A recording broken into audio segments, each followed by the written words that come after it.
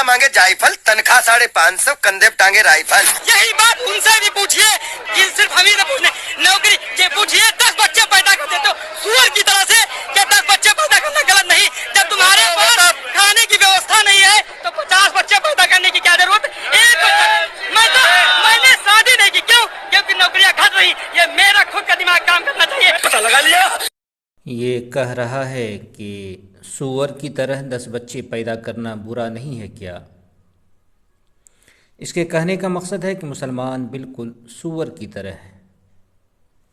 मैं इनके कहे के अनुसार मुताबिक साबित करूँगा, सिद्ध करूँगा कि इनकी धार्मिक पुस्तकें और सबसे अहम, सबसे पवित्र पुस्तकें इन लोगों से कह रही हैं कि तुम सूअर बनो, तुम सूअर की तरह 10 बच्चे पैदा करो। और इनके यहाँ बाज़ाब्ता इसका प्रार्थना हो और इसकी दुआ होती है। शादी के वक्त भगवान से मांगा जाता है कि इसको सूअर की तरह 10 बच्चे दे, क्योंकि ये सूअर की तरह नहीं है, सूअर ये बोल रहा है तो इस तरह से मैं बोल रहा हूँ। और बड़े बड़े इनके देवता इनके कहे के अनुसार सूअर बन करके दुनिया से चले गए। जैसे कृष्ण जी को 1 लाख से ज़्यादा बच्चे थे, और भी दसियों मिसालें हैं मेरे पास, तो इनको रहने दें। होता यह है कि इन लोगों को मुसलमानों से नफ़रत के सिवाय कुछ नहीं सिखाया जाता। इस वजह से ये लोग गाली दे रहे होते हैं मुसलमानों को, और इस तरह के काम करते इनके बड़े बड़े देवता भगवान निकल आते हैं। सोशल मीडिया पे पिछले 10 साल से यही देख रहा हूँ। ट्विटर, फेसबुक वगैरह पे आपको लाखों पोस्ट इस किस्म के मिल जाएंगे कि एक सूअर के 10-10, 15-15 बच्चे हैं, और फिर ये लोग बता रहे होते हैं कि देखो ये मुसलमान हैं। तो इस तरह से ये लोग नफ़रत फैला रहे होते हैं।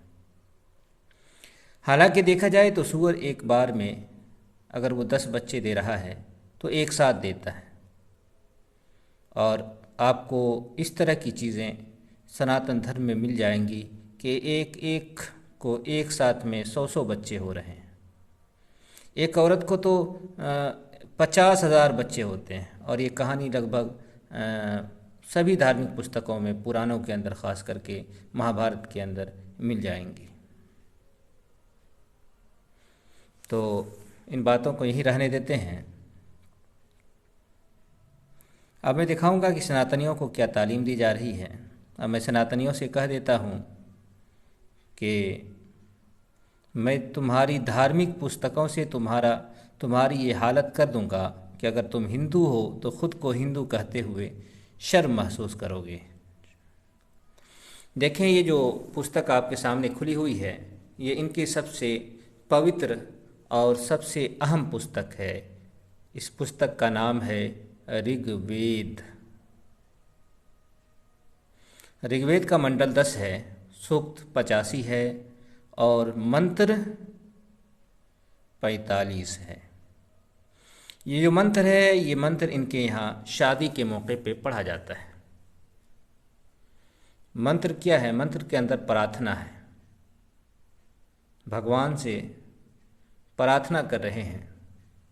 क्या प्रार्थना है? ए अभिलाषा पूरक इंद्र। अभिलाषा पूरक कहते हैं ख्वाहिश को पूरी करने वाला। ए ख्वाहिशों की पूरी करने वाले इंद्र, तुम इस वधू को, इस बहू को या इस औरत को, इस दुल्हन को शोभन पुत्रों वाली एवं सौभाग्यशालिनी किस्मत वाली बनाओ। तुम इसमें मुझे 10 पुत्रों को दो एवं मेरे पति को 11वां करो। ये शादी के मौके पे पढ़ा जाने वाला मंत्र है।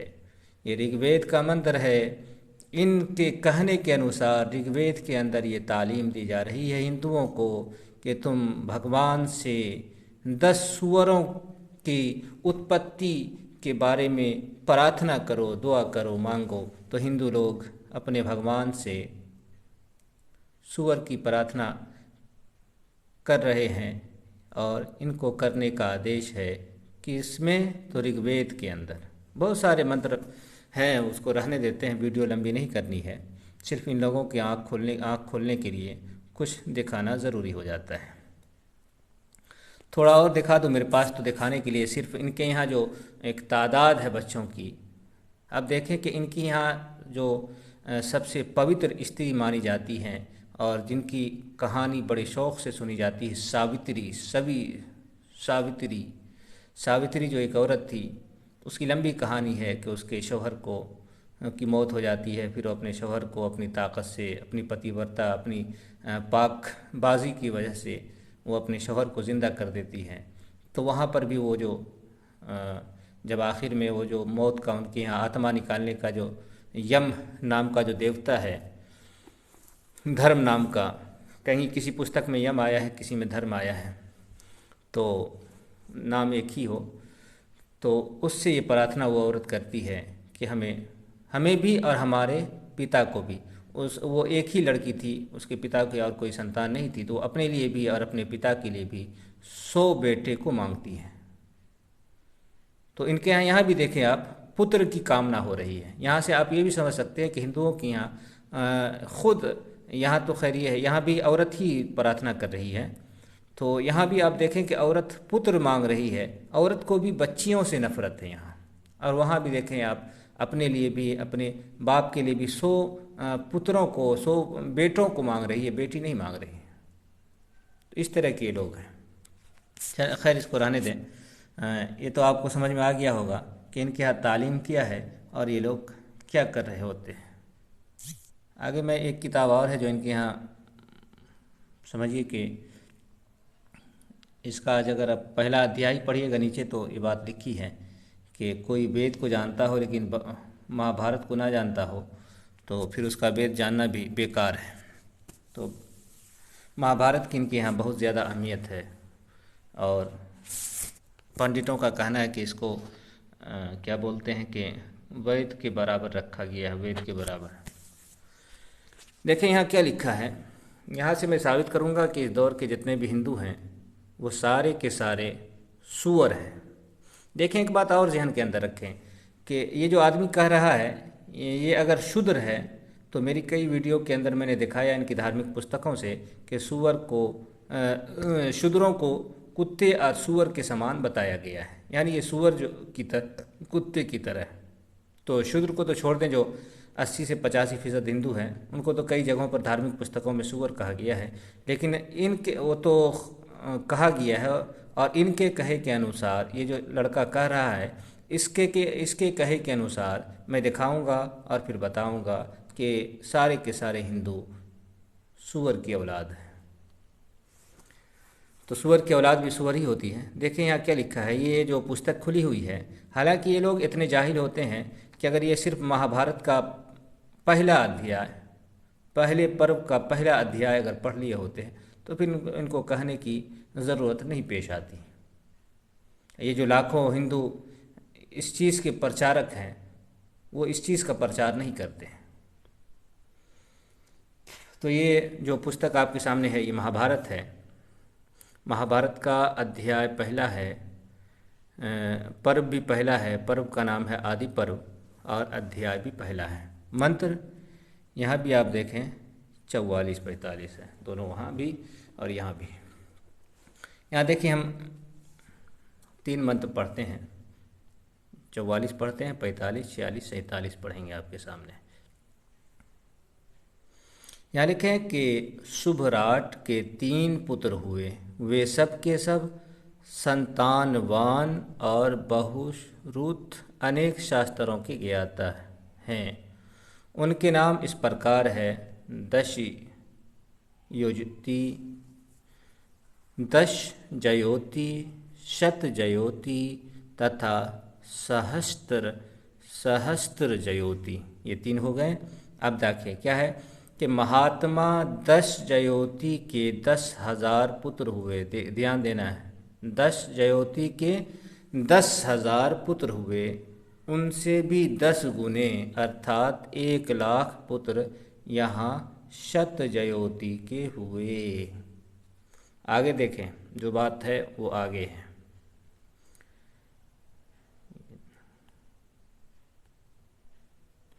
यहाँ देखें, फिर उनसे भी 10 गुने अर्थात 10 लाख पुत्र सहस्त्र जयोति के हुए। उन्हीं से ये कुरुवंश, यदुवंश, भरतवंश, ययाति और इक्ष्वाकु के वंश तथा अन्य राज ऋषियों के सब वंश चले। प्राणियों की सृष्टि परंपरा और बहुत से वंश भी इन्हीं से प्रकट हो विस्तार को प्राप्त हुए हैं। तो बात हो गई। एक है श्रीमद् भागवत, भागवत महापुराण, ये 2 नाम से किताबें आती हैं। वहाँ एक पंडित के बारे में है कि उसको 1 करोड़ संतान बच्चे हुए थे। 1 करोड़, यहाँ 10 लाख, कितना है 10 लाख।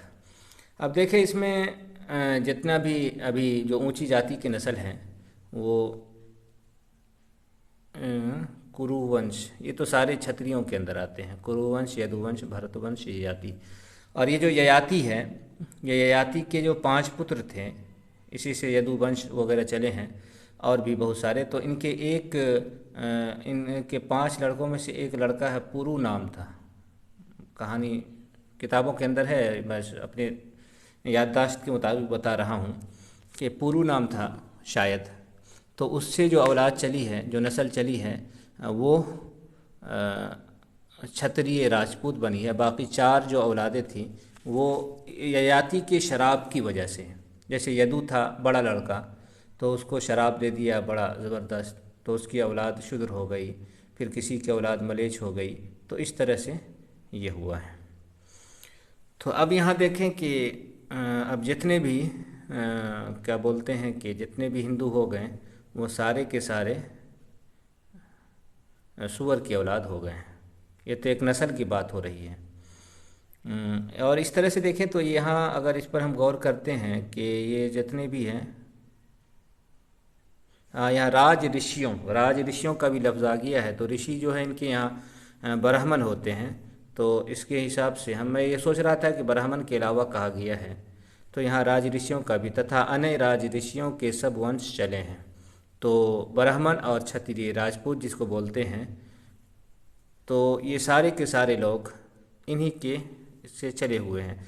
तो अगर 10 बच्चे अगर किसी को हो रहे हैं तो वो सूअर है। तो यहाँ जो 10 लाख बच्चे हो रहे हैं उसको क्या कहेंगे ये सनातनी लोग? तो इसके कहे के अनुसार अब तो सूअर से नीचे कुछ है नहीं।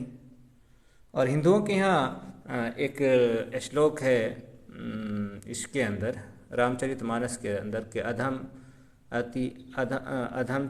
अति नारी, इस तरह के हैं, मतलब याद नहीं है, जिसका मतलब ये है कि दुनिया के अंदर जितनी भी नीच चीज़ें हैं उन तमाम नीच चीज़ों से, गिरी हुई चीज़ों से ज़्यादा अधम नीच वो औरतें हैं। हिंदू धर्म में औरत सारी चीज़ों से, सूअर से भी, सूअर के टट्टी से भी ज़्यादा नीच, जो वो एक श्लोक है रामचरितमानस का, उससे पता चलता है कि मैं दिखा देता, लेकिन अभी रहने देते हैं, तलाश करने में टाइम लगेगा। अगर तलाश करने का होता तो हम तलाश करके दिखा देते हैं। खैर यहाँ से तो आपको बात समझ में आ गई होगी। हम तलाश करते हैं, अगर रामचरितमानस निकल आए तो फिर कोई बात ही नहीं, ये खुल भी नहीं रहा है। इसको पीछे लाते हैं, अगर कहाँ से पीछे, अगर पीछे आ गया तो फिर हम यहाँ लिखते हैं रामचरितमानस। अगर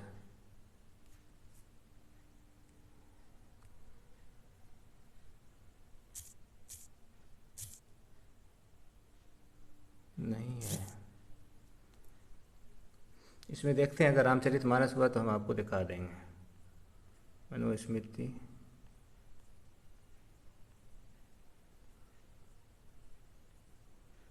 नहीं है, नज़र नहीं आ रहा। अगर नज़र आता तो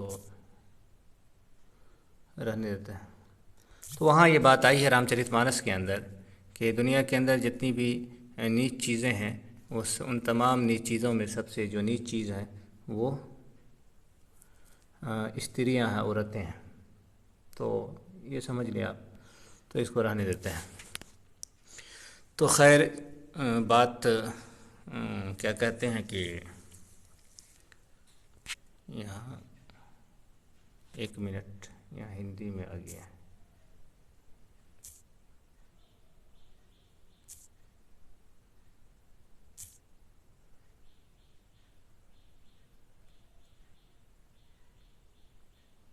श्रीमद् वाल्मीकि रामायण, वाल्मीकि है, शिवलिंग है।